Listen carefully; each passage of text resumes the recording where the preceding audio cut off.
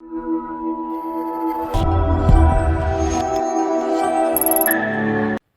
Students, यदि आप किसी कॉम्पिटिटिव एग्जामिनेशंस की तैयारी कर रहे हैं और अच्छे मार्क्स स्कोर करना चाहते हैं तो आपको इंग्लिश ग्रामर का बहुत अच्छा ज्ञान होना चाहिए।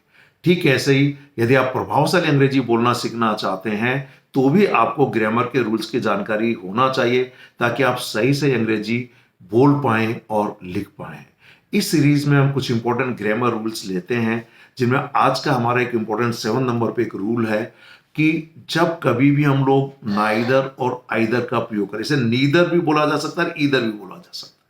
ठीक है, सो ईदर ऑफ या नीदर, आइदर और या नाइदर और या नीदर ऑफ या ईदर ऑफ, इनके बाद हमेशा यहां पर प्लूरल नाउन का प्रयोग होगा और आइदर ऑफ नाइदर नाउन का प्रयोग विशेष तौर पर दो के लिए किया जाता है। यदि जो दो से ज्यादा है तो नीदर की जगह पर नो वन का प्रयोग करेंगे, क्लियर, और यदि दो से ज्यादा तो आइदर या ईदर की जगह पर एनी वन का प्रयोग करेंगे। ठीक है, लेकिन ध्यान दीजिए कि इस नीदर ऑफ के बाद नाउन तो प्लूरल आएगा, लेकिन वर्ब इस नीदर के अकॉर्डिंग सिंगुलर होगा, यानी दोनों में से कोई नहीं या दोनों में से कोई एक। तो वर्ब जो आना चाहिए वो सिंगुलर होना चाहिए। अब एग्जाम में, कॉम्पिटिटिव एग्जामिनेशंस में या लोग बाग जो गलती करते हैं वो दो तरीके से करते हैं।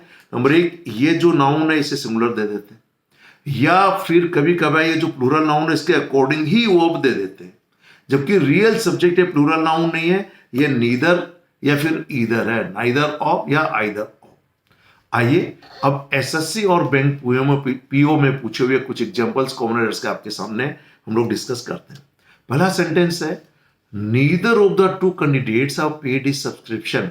तो दोनों में से किसी भी कैंडिडेट ने अपना जो सब्सक्रिप्शन यानी जो फीस जो है मंथली या एनुअल वो पे नहीं की है।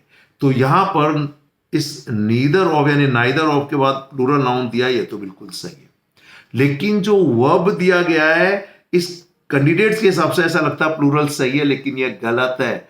आपका सब्जेक्ट यहां पर टू कैंडिडेट्स नहीं है, बल्कि दोनों में से कोई नहीं, किसी ने भी नहीं, तो फिर यह सिंगुलर का भाव जा रहा है, तो यहां हैव की बजाय हैज का प्रयोग होगा।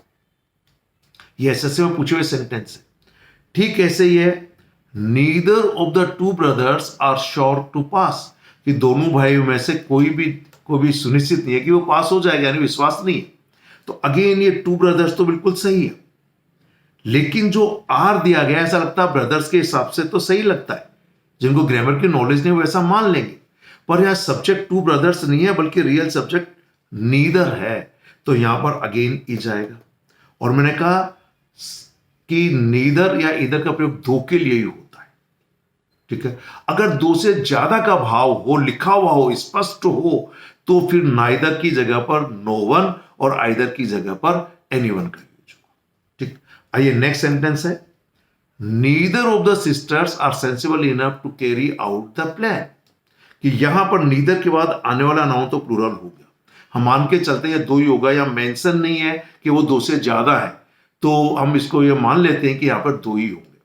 अब यहां पर जो वर्ब आया आर, ये सिस्टर के अकॉर्डिंग नहीं होगा बल्कि नीदर के अकॉर्डिंग होगा, इसलिए यहां पर इस का प्रयोग सही होगा आर की जगह पर। तो neither of the sisters is sensible enough to carry out the plan, कि दोनों बहनों में से कोई भी इतनी समझदार नहीं है कि इस प्लान को आगे बढ़ा सके, इसको कैरी आउट कर सके, पूरा कर सके।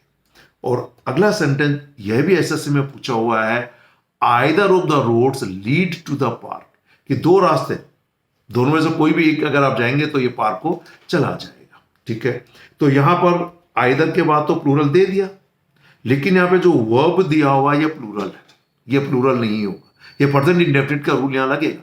यहां पर लीड में एस लगाएंगे तो ये बनेगा लीड्स।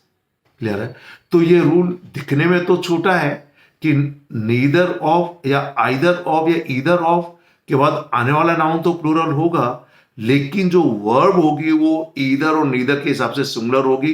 वो जो प्लूरल नाउन बीच में आ गया है वो रियल सब्जेक्ट नहीं है, रियल सब्जेक्ट होगा ईदर या नीदर।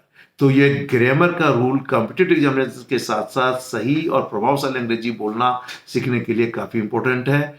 आशा है ये जो इंपॉर्टेंट रूल्स की सीरीज आप लोग वॉच करते हैं, ये सबके लिए काफ़ी उपयोगी साबित होगी। Thank you very much. Have a nice day.